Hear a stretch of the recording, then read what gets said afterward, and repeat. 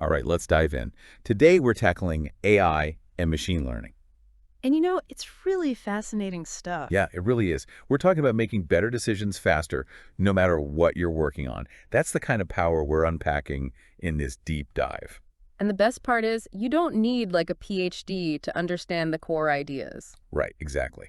So first things first, let's clear up this AI versus machine learning thing. Yeah, everyone throws those terms around. Yeah, I mean, I hear them all the time, but people use them interchangeably. Right. Can you help us break it down? Like, what's the actual difference? Okay, so think of AI, artificial intelligence, as the big picture goal. Mm-hmm. Machines thinking like humans, that's AI. Okay, so like robots taking over the world. Well, not necessarily. Okay, good. It's more about machines being able to, solve problems, make decisions, things like that. Got it. So that's the big overarching goal. Exactly. And machine learning is just one way to get there. It's one path, yeah. Specifically, machine learning is all about teaching computers to learn from data.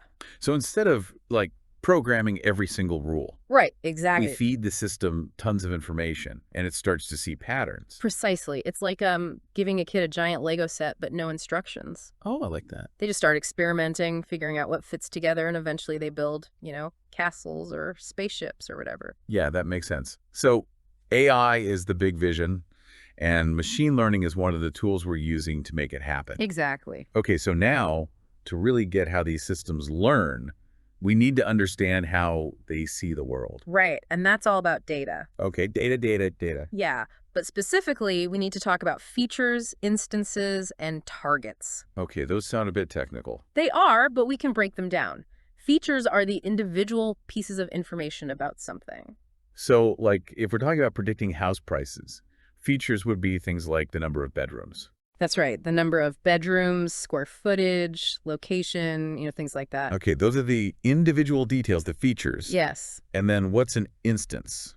Each house we're analyzing with its unique set of features, that's an instance. So we've got the individual details, the features, and then the whole picture, the instance. Exactly. What about that target you mentioned? Right. The target is what we're trying to predict. In our house example, it would be the sale price. Mm-hmm. We feed the system tons of instances, houses, each with their features and the target price, and it starts figuring out how those features relate to that price. It's like showing the system a bunch of completed puzzles along with the picture on the box. Yeah, And it's learning how those pieces fit together to create the final image. that's a great way to put it. So the more data we feed it. The better it gets at making those connections and predicting prices accurately. Okay, I think we've got a good grasp on the basics now. But now let's talk about design of experiments, or DOE. Ah, yes, DOE. It sounds a little bit technical to me. It can be, but it's important. Why? Why is it so important? It's all about making sure we're getting the right data in the first place. Right, because we said machine learning relies on learning from data. Exactly, and if that data is bad, the results will be bad too. It's like trying to bake a cake with spoiled milk, right? Yes. No matter how good your recipe is, or how skilled you are as a baker, the ingredients matter. Exactly right. So DOE helps us design experiments in a way that gives us the most valuable information possible. It's like a blueprint for gathering data, effectively. Okay, so for our listener who's all about maximizing their time effort, DOE is like a shortcut to getting better results faster. Precisely. Mm-hmm. It helps you avoid wasting time and resources on experiments that aren't going to give you reliable insights. So like imagine you're testing a new marketing campaign. Yeah. DOE could help you figure out which elements are actually driving results and which ones are just noise. Yeah. Okay, I'm definitely seeing the value here. So what are some of the key principles behind DOE? What makes it so effective? Okay, so there are 3 core principles: randomization, replication, and blocking. All right, let's unpack those. Okay. What does randomization mean in this context? So randomization is all about avoiding bias in our experiments. Okay. It means mixing things up so we don't accidentally introduce patterns that skew our results. Right. Let's say you're testing a new fertilizer on plants. Okay, yeah. You wouldn't want to give all the plants in one area the new fertilizer and all the plants in another area the old one. Right, because there might be other factors at play, Exactly. like differences in sunlight or soil quality. Exactly. Randomizing which plants get which fertilizer Helps ensure that we're isolating the effect of the fertilizer itself and not some other hidden variable. Got it. So randomization helps us eliminate those unwanted influences. That's right. Okay, what about replication? So replication means repeating our experiments multiple times to see if the results hold up.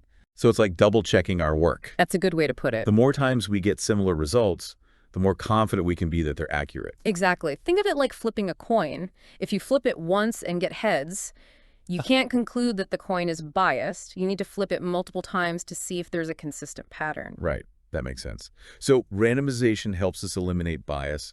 Replication helps us build confidence. Yes. What about blocking? What's that all about? Okay, blocking is a way to group similar things together to isolate what's really causing a change.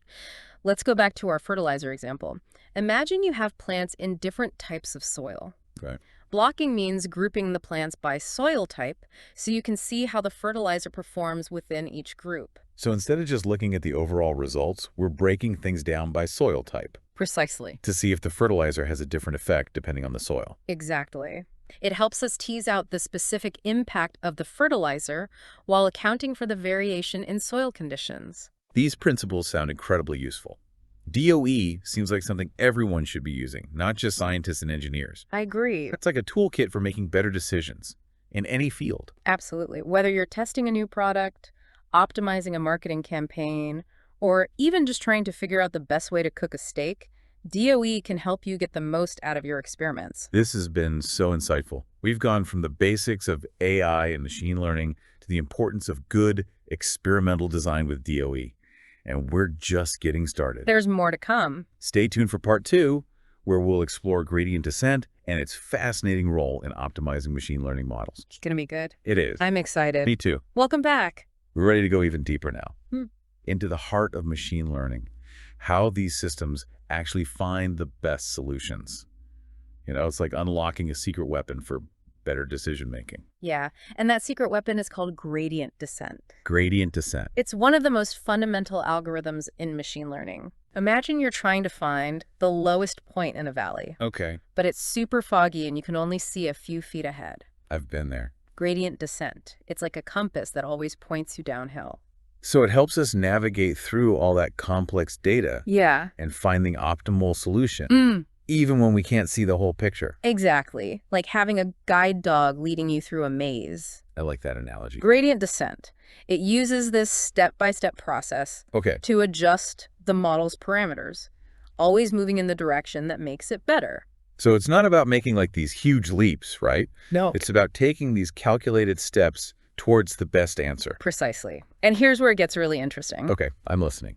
Each step size is determined by something called the learning rate. Learning rate. Think of it like adjusting the temperature on your oven. Okay, I can see that. If the learning rate is too high, you might overshoot the optimal temperature. And burn the cookies. Exactly. But if it's too low, it'll take forever to bake. So finding that right learning rate is a real balancing act. It is. Absolutely. Data scientists spend a lot of time fine-tuning this. To make sure the model is learning efficiently. Yeah, without missing the mark. Okay, this is starting to click for me. Good. But is gradient descent always perfect? Are there any, like, pitfalls we need to watch out for? Well, even with the best guide dog, you might run into some obstacles. True. One challenge with gradient descent is you can get stuck in what we call a local minimum. Okay, back to the valley. Yes. Remember our valley analogy. Imagine you reach a small dip and it seems like you're at the lowest point. You're like, okay, we're here, we made it. Right, but there might be a much deeper valley just beyond the next hill. So you think you found the best solution, but there's an even better one lurking nearby. Exactly. It's like thinking you've reached the summit of a mountain, Yeah. only to realize there's a taller peak just behind it. Oh, that's frustrating. It can be. There are techniques to help avoid these local minima, but it's definitely a challenge that data scientists have to be mindful of. It's a good reminder that even with powerful algorithms like this, Yeah, we still need human expertise to guide the process. absolutely. And speaking of human expertise, Yes. let's talk about some of the real-world applications of AI and machine learning that are already impacting our lives. I mean, it's incredible how this stuff is everywhere now. It is. From, personalized recommendations on streaming services Yeah. to self-driving cars. It's mind-blowing. It really is. Can you give us a specific example of how gradient descent is being used to solve problems? Sure. Take medical imaging, for instance. Radiologists are using AI-powered tools to help detect tumors in X-rays and scans. Oh, And these tools are trained using gradient descent so, to identify subtle patterns in the images that the human eye might miss. so gradient descent is actually helping doctors Yes, make faster and more accurate diagnoses. potentially saving lives. That's incredible. Yeah. And that's just one example, right? Yeah, just one gradient descent is also used to optimize things like financial trading algorithms, Ah. energy consumption in smart homes. Wow. The possibilities are really endless. It's exciting and a little bit daunting all at the same time. I agree. So we've gone from understanding AI and machine learning basics Right. to exploring powerful algorithms like gradient descent Mm-hmm. and seeing how they're used in the real world. Mm. But we're not done yet. No, not quite. In part 3, we'll wrap up this deep dive by exploring some of the ethical considerations surrounding these technologies. It's important to think about this too. It really is. Yeah. And we'll leave you with a thought-provoking question to ponder. Welcome back. It's the final part of our deep dive into AI and machine learning. It's gone by fast. I know, right? We've covered a lot, from the basic concepts to the inner workings of algorithms like gradient descent. Yeah, and how they're being applied in real-world situations. Exactly. And now for our final act, we're going to zoom out a bit Okay. and think about the bigger picture. Sounds good. You know, it's not enough to just understand the technical details. Right. We also need to think about the implications of this technology, the benefits and the challenges. The potential impact. Yes, AI and machine learning are powerful tools. Like any powerful tool, they can be used for good or bad. That's true. It's our responsibility to make sure these technologies benefit all of humanity. I think a lot of people are thinking about that right now. They are. It's like we're standing at the edge of a new frontier, Yeah. full of possibilities, but also potential pitfalls. Mm-hmm. We need to be cautious. Absolutely. But also optimistic and willing to embrace the transformative power of AI. It's an exciting time. It really is. And that's where you, our listener, come in. That's right. You spent this deep dive with us, learning about the core concepts of AI and machine learning. Hopefully you've learned a lot. I think so. Yeah. Now, we challenge you to think critically about how these technologies can be used to address challenges you see in your own life. In your work, in the world. Exactly. What problems are you passionate about solving? What solutions can you envision with the help of AI and machine learning? Don't be afraid to think big. No, don't. These technologies are still in their early stages of development. Yeah. The possibilities are limitless. Who knows? Maybe you'll be the one to develop the next groundbreaking AI application. The one that changes the world for the better. Exactly. It's been a pleasure guiding you through this deep dive into the world of AI and machine learning. We hope you enjoyed it. I certainly did. Remember, this is just the beginning. Keep learning, keep experimenting. Keep pushing the boundaries. That's right. Until next time, happy exploring.